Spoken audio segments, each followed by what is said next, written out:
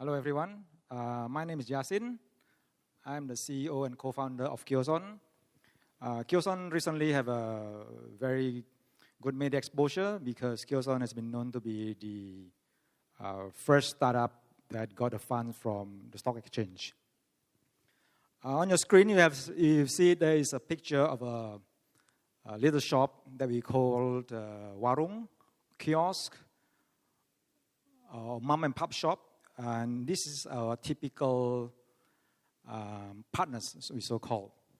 And I'll show you in 10 slides how Kioson.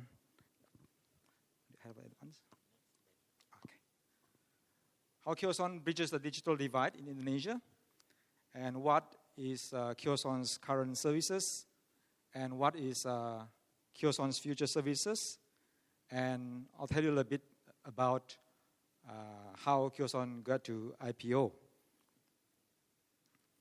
This is something that many of you would have known and has been discussed many times over. I don't have I was trying to see where there's a laser pointer. But if you see normally I would like to see a pyramids. But later, I changed to a reverse pyramid.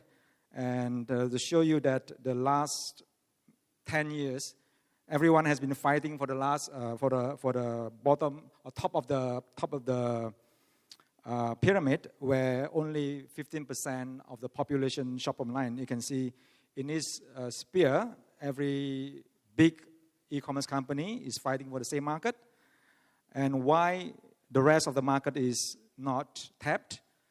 The challenges are infrastructural. Most of them are cash society. Everyone is still using cash. Has been mentioned by the fintech head just now, Budi Luhur, but only 1% of the transaction is in e-commerce. This is one of the major reasons because of the cash society.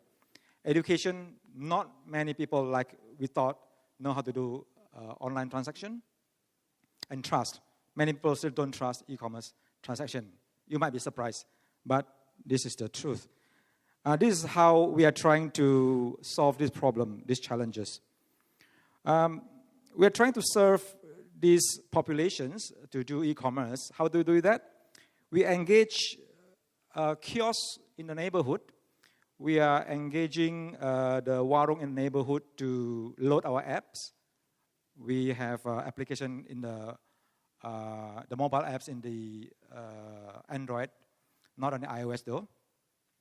And the kiosks would use our apps to do a lot of transactions to serve the population in the neighborhood.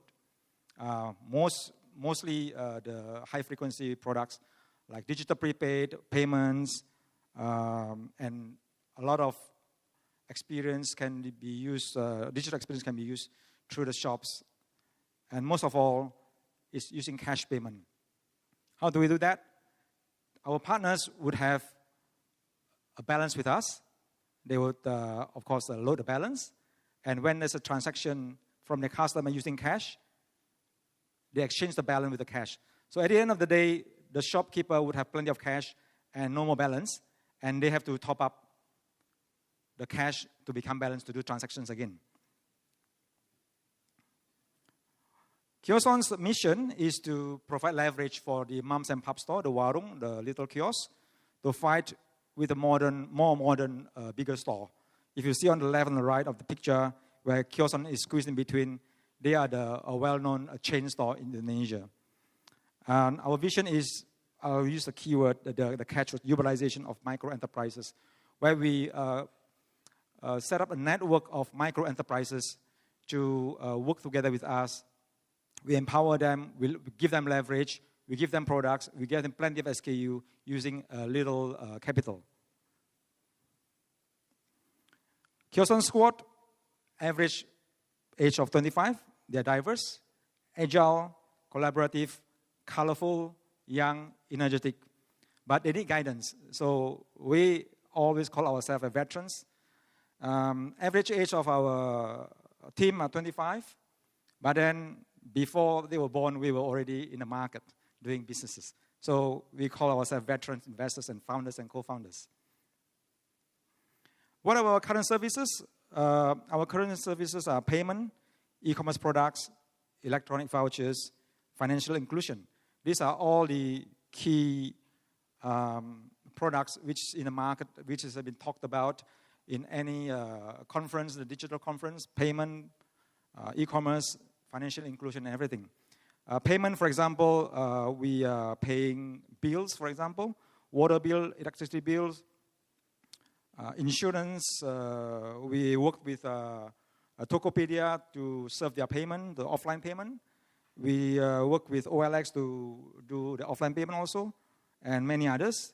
We sell e-commerce products. We have mobile phones. We are one of the nationwide distributor of Samsung mobile phones.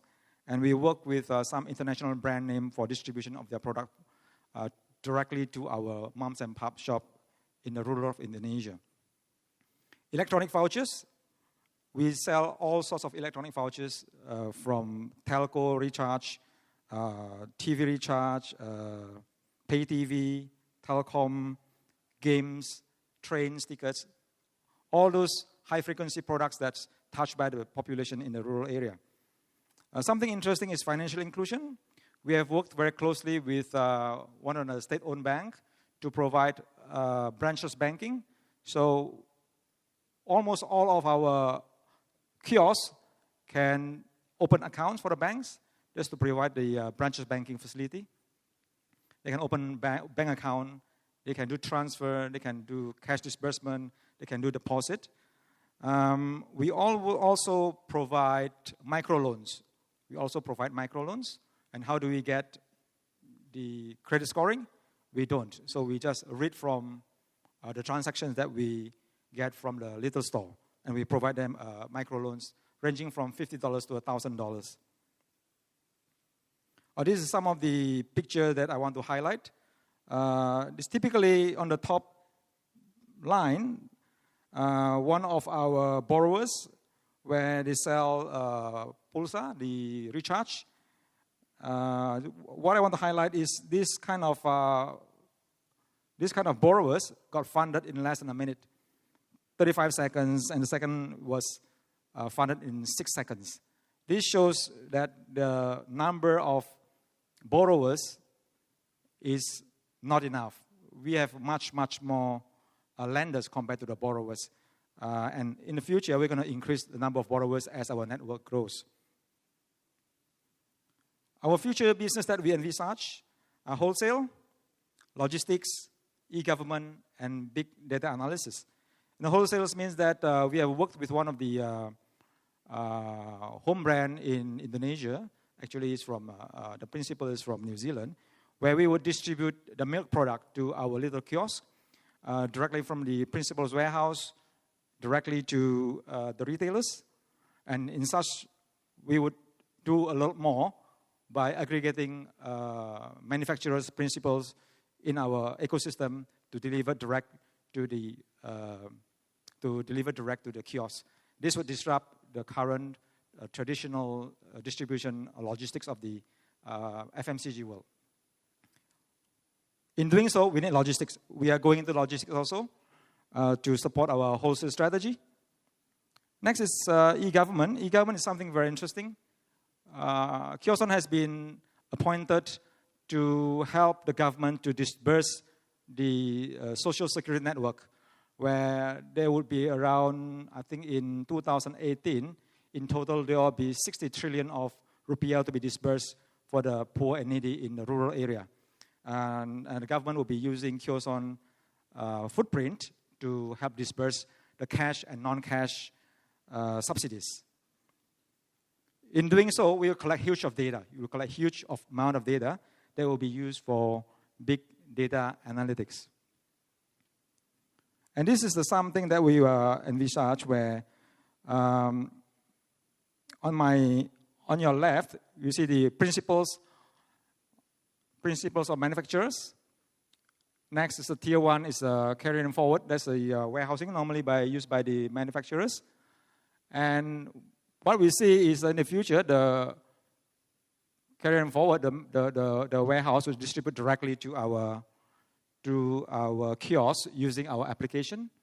And we would have a POS in every single kiosk that would be sold directly to the end customer. In such, every transaction that's done, the principal or the factory would know what happened, and that would minimize the SKU in the storefront. And I think this is the model that everyone is looking at, even every manufacturer, every principal. This is something that they are looking at very closely. However, there are challenges for them as they have a very hard time, have a huge difficulty to overcome the distribution model that's already in place. And also, if you are to put a POS in every single store, there will be like a number of too many POS, just like too many banks to do the acquiring business. Now, some numbers I want to show you because we just recently IPO'd, getting our fund to the stock exchange. On my top left, prior to IPO, we have a negotiation with some VC, some PE, where our valuation got up to 12 to 15 million. But after IPO to date, approximately our market cap has increased to become 120 million US dollars. Transaction-wise, our pre-IPO is around 500,000 per month. Post-IPO, now it's about 20 million transactions per month. Media exposure in the past, before IPO, it's very hard to get media to cover you. You have to talk them, dine with them, call them up.